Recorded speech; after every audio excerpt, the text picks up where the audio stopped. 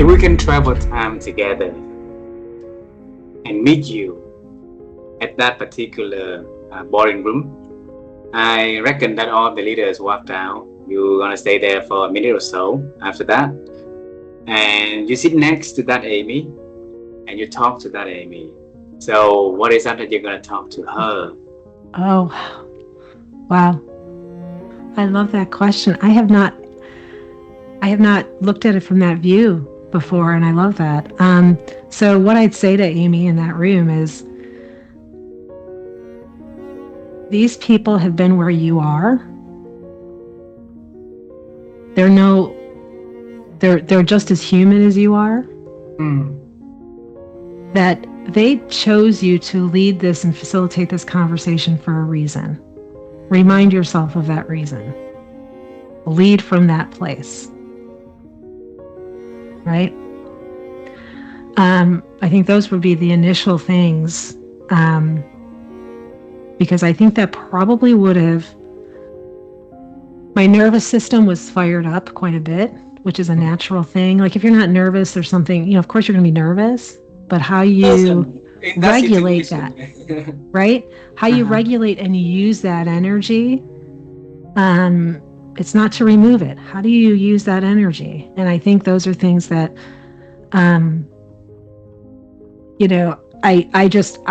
I lead from today, that sitting next to her then would be that. After the meeting, it probably would have been a moment of compassion of, I know that was difficult. And it's okay that things get difficult. It's okay that you get tripped up in the moment.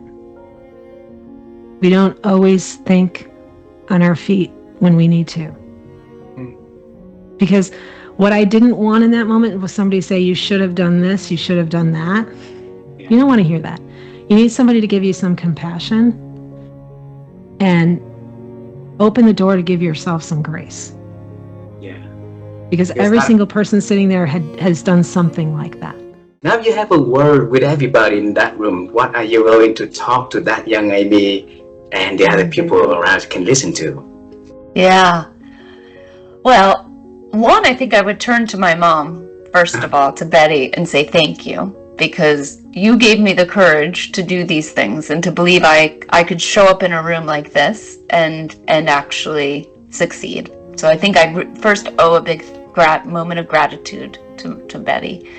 But I think we would tell that Amy, like, good on, first of all, congrats for taking the step. The suit doesn't look good. It's very, it's not flattering. Get a different suit. Because I had no idea what I was doing. But congrats on taking that step and just enjoy it. And I think I had a lot of, I talk about, I did this, it makes it sound as if I got that job and I was like, yes. There was a lot of agonizing about, should I take this job? Does this change my identity if I become a management consultant? Am I still someone who cares about the world?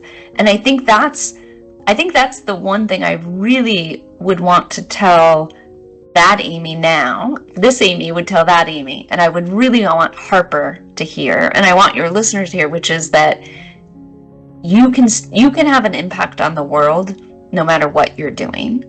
Right? You don't have to be working with homeless people in San Francisco. You don't have to be in Moscow working with organizations. You can have an impact. And in some ways, the largest impact you can have is to love the people around you and to treat them with kindness. And whether that's fellow management consultants or a client, or just bringing that kindness and curiosity to every interaction you have does change the world. And I think that's really what I would want to tell her. Like, I know this feels weird. I know you feel like you're doing this just for the money, but this is going to be an entry point for you to realize the impact you can have for the rest of your career. So what is that you're going to tell that young Lynda, what the kids be around? Oh, crumbs, you asked some really good questions. I would be saying to them, lighten up and have some fun. because this world can make you extremely serious. And of course, some things are extremely serious, but some things are not. So when you have a window between being very serious, things happen, bereavement, illness, very serious things happen. Between those times, lighten up and have fun. Because when you put the brain in a pleasurable state, we're the most efficient and effective we can be. And the best way of putting the brain in a pleasurable state is with kindness, generosity, and altruism. So have fun, enjoy other people, be kind to them, and everything will work out. So assuming you and I will travel time to meet that little young Dave, okay? And we're gonna have a conversation with little young Dave. And you're gonna tell him something. What is that you're gonna tell him? You don't have to be so afraid. You have many resources inside that can help you, and you will meet many resources outside and around you that will help you. You don't have to stay in fear.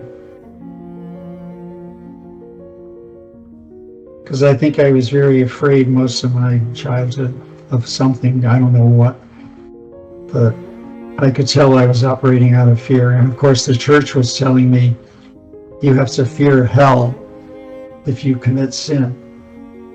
And in my book I show there can't be any such thing as hell. There can't be punishment after death. Punishment after death is the equivalent of, well, retaliation will definitely happen, and God will do it if you can't. So we don't want that in our religion anymore. We want the God who is love and does not punish you for all eternity. So that's another major change from my childhood religion.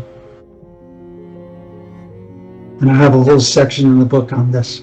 What is that you're going to tell that little lady and your parents? After losing, I think that's a great question. And this actually, it's very applicable, and it's, I'm doing Q&A right now for Gretchen Rubin's newsletter, and one of the pieces is, one of the questions is, if you had advice for your younger self, what would it be? And also another of the questions is like, what's a kind of mantra that you have? And when I was playing soccer, one of my coaches gave me this poem, and like one of the sentiments in the poem is basically life is a little bit what happens to you, but mostly how you react to it. And that was always, after we lost, first I'd blame the refs and, come up with all these excuses, but then I'd ultimately get to this place of like, okay, we lost. How do you solve that problem, right? How can you make it better? Why did we lose? How can we fix that thing? Maybe it's, hey, our left back didn't have a very good game, but I'm really good friends with the left back. Maybe I can talk to him and get him excited for the next game, right? Or maybe it's something tactical where it's like, you know what? They broke our offsides trap too easily. How do we like stay tighter together as a team and not let that happen? Or maybe it's, I missed my shots, so I'm gonna practice more of those shots. So it's like, what's the reaction to it, right? What did I learn from this? What's the reaction? And of course for soccer, it's trivial, but that's also just an approach to, this is happening all the time to us in life, right? Things are happening to us that are just bad luck, just the way the world is, and that there's no way to avoid that. But then the question is like, how do you respond? And so I think that's probably a great place to leave it. And that's been, a great lesson for me from sports, but obviously more important in life than just in soccer. What about the part that you're going to tell your parents about the future? About the future, I think it's just, we'll learn from this and move on. So what do you mean? Like, tell my parents that about you and thing that you're gonna do in the future for your parents. Oh, for them? Uh-huh. I think my thing for them has always been to try to do the same thing that they did for me for my kids, or better. Right? It's like they set the bar so high in terms of like just clearly always thinking about how do you make this situation good for your kids and for other kids too, not just their kids, but other kids in the community. And for me, I've never felt like I need to give them anything other than that, which is, and they don't even expect that, but I do feel very obligated to put the same positive impact for kids into the world that they did for me and my siblings.